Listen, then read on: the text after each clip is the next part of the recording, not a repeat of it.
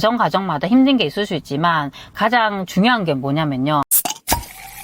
안녕하세요, 세비티입니다. 오늘도 잠깐 시간이 나서 이렇게 영상을 찍게 됐습니다.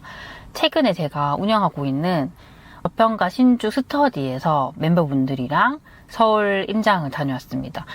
그때 저희가 만나서 잠깐 티타임을 가졌었거든요. 그때 제가 들었던 질문이 있어가지고 혹시 우리 소중한 친구분들도 궁금해하지 않을까 싶어서 이렇게 영상을 찍게 됐습니다.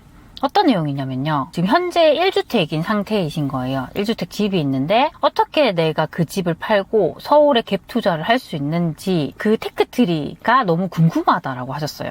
어떻게 보면 이게 큰 방향성이잖아요. 그쵸? 근데 이런 부분도 아직 한 번도 안 해보신 분들은 되게 어려워할 수 있겠다라는 생각이 들어서 어떻게 내가 1주택을 팔아서 서울에 갭 투자를 할 수 있는지 그 단계를 좀 설명을 드리도록 하겠습니다.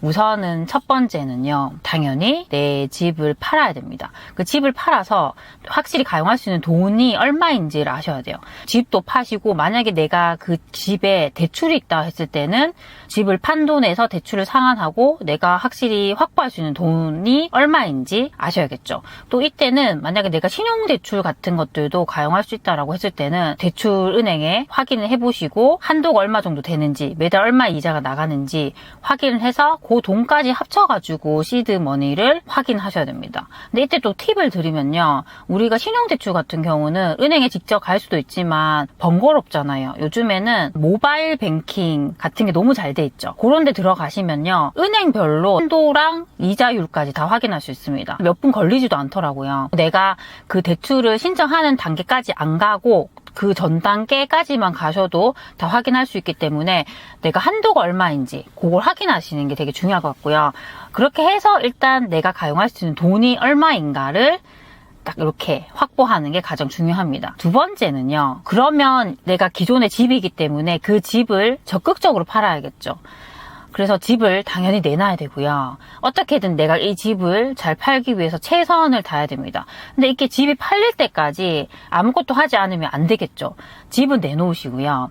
내가 어디를 살지, 만약에 내가 가용할 수 있는 돈이 10억이다 했을 때는 이 10억의 돈으로 내가 서울에 어디를 살 수 있는지를 찾아놔야겠죠. 보통 우리가 한 10억이라 했을 때 그래도 아직까지 서울의 마포에 있는 아파트를 살 수는 있어요. 마포에 있는 20평대 아파트는 가능합니다. 내가 여기가 안 되면 조금 더 내려오면 되죠. 아니 뭐 동작구든 아니면 강동구든 내가 살 수 있는 아파트 후보를 딱딱딱딱 정해놓는 게 중요합니다.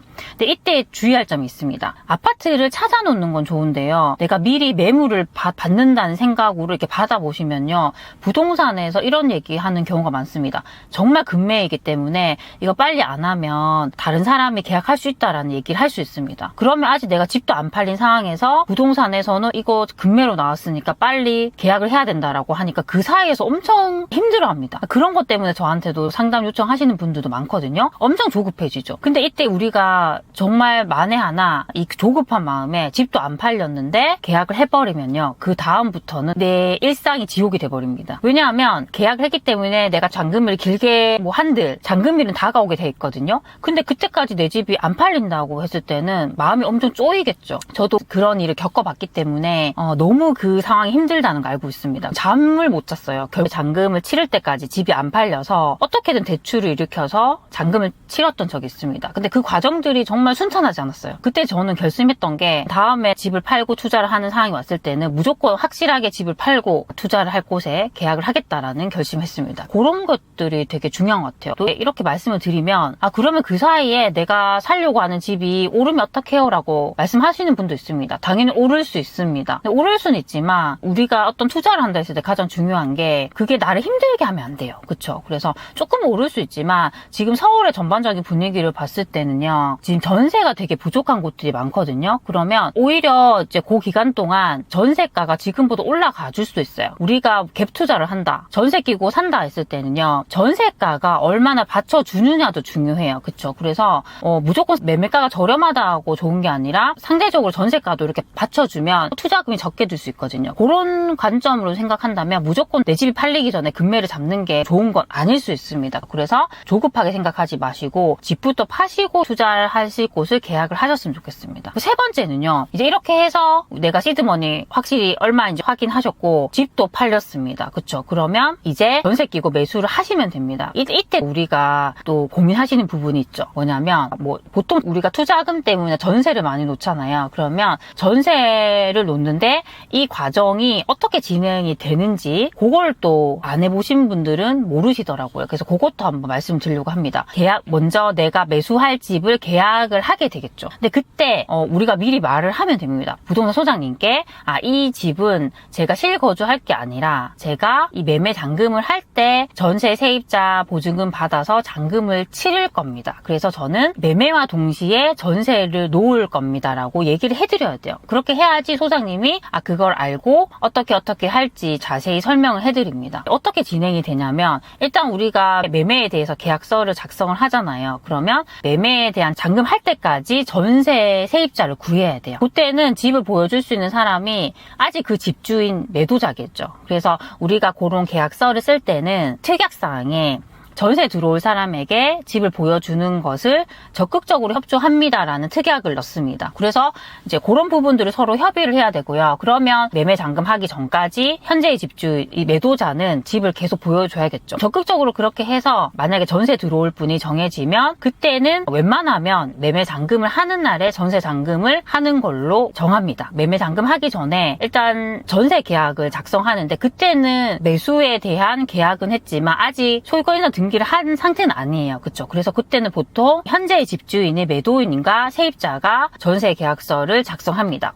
그렇게 하고 나서 이제 매매 잔금을 할 때 전세 보증금을 받아서 매매 잔금을 하게 되고요. 만약에 그때 돈이 모자라면 매수자가 돈을 더 보태서 매매 잔금을 치르게 됩니다. 그때 전세 계약서를 실제 매수를 한 이 매수인과 전세 세입자가 작성을 하면 되는 거죠. 그래서 이렇게 진행이 되고요. 이때 또 주의할 점이 뭐냐면 전세 들어올 분이 이사하는 날 있잖아요. 보통 이사하는 날 잔금을 하잖아요. 그 날이랑 내가 이제 매매 잔금을 하는 날과 달라질 수도 있잖아요. 그쵸? 보통 이때 좀 팁을 드리면 처음에 이제 매매에 대한 계약서 작성하실 때 이삿날을 서로 협의해서 조정할 수 있다라는 문구를 넣으면 좋습니다. 만약에 세입자가 만약에 내가 생각했던 그 잔금일보다 일찍 이사를 들어오셔야 된다고 하면 그 부분에 대해서 매도자와 협상만 잘 되면요. 이삿날을 유동적으로 이렇게 맞출 수 있습니다. 그쵸? 그래서 그런 부분에 대해서는 미리 특약을 넣으면 좋습니다. 막상 이렇게 해보면요.